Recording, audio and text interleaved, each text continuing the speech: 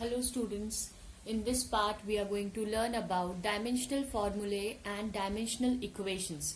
In the previous class we have seen in the previous video that what is the use of your dimension or what are the dimensional fundamental quantities. Today we are going to learn about dimensional formulae. So what is this dimensional formula and what is this dimensional equation?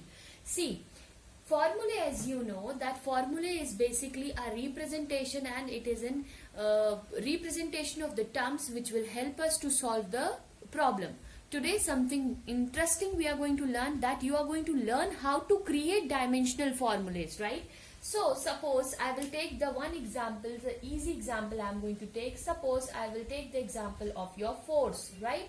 So if I will ask you what is the dimensional formula for this, there is no need to remember, right, that what is the formula for this. You know that force is what? From your childhood you are studying that it is mass into acceleration, right? This is the formula for your force. So is there any formula for the mass? Mass is simply represented with m. Okay. Now acceleration. If I will talk about acceleration, what is acceleration formula we have? We know acceleration formula is what? Velocity upon time, right? We have the formula. What is acceleration? Acceleration says velocity upon time. Now what is this velocity? If you remember, that is change in displacement with respect to time, and time is already there, right? Time is already there. So if you will see here that displacement is represented in length, right?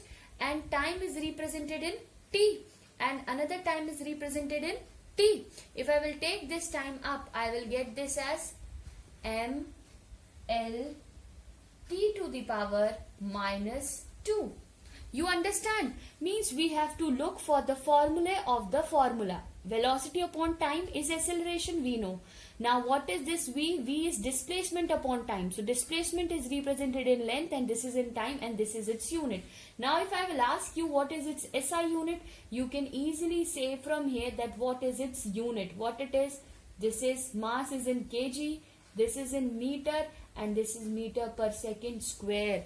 Kg per meter per second square is the unit of force, right? So this is what we can use to create, or if you know this, you can create the dimensional formula. If you know dimensional formula, you can create its SI unit. Okay.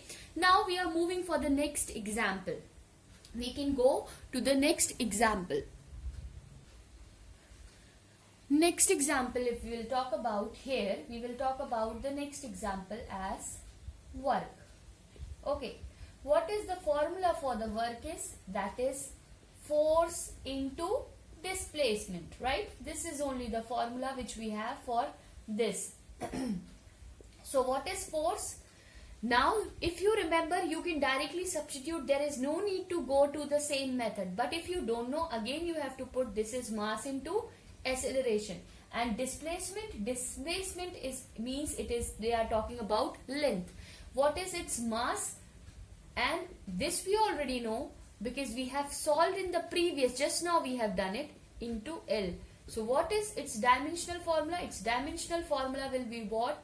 That is ml square t to the power minus 2.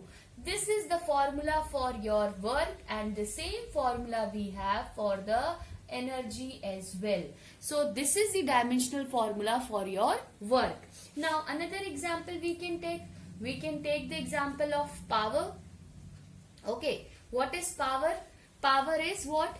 Work upon time. Okay, this formula is, you know, that's why we are substituting. And what is work? Just now we have seen that is force into displacement. Basically work means work done we are talking about. Just now I have calculated the formula for work, so I can substitute here ml square t to the power minus 2 whole divided by t. So t se t will not get cancelled because this is, it means it is also present in the denominator, but because of its minus sign shows that we have took into numerator. So we will have this as ml square t to the power minus 3. Okay. So this is what you can say, that this is the dimensional formula for the power. So this way we can find out and we can see that what and how we can calculate the powers and the formulas, the dimensional formulas for such equations and the such things, how we can find out the dimensional formulas, right? Next we can see in the trait there are a number of formulas which you can find out and which you can solve by seeing or by doing by yourself. You can find it out.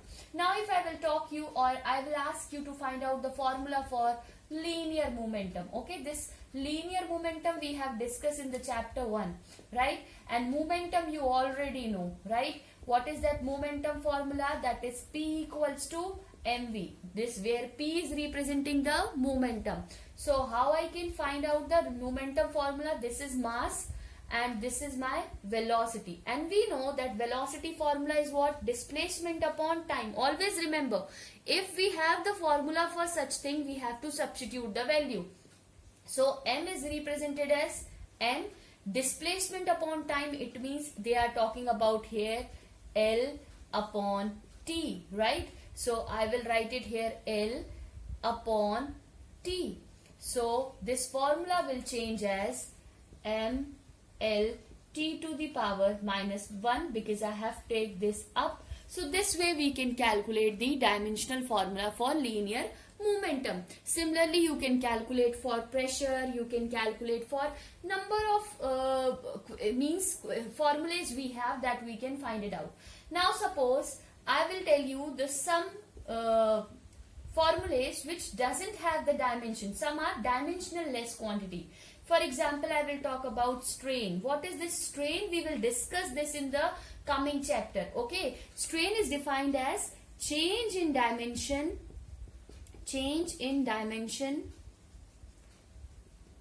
upon original dimension. Okay,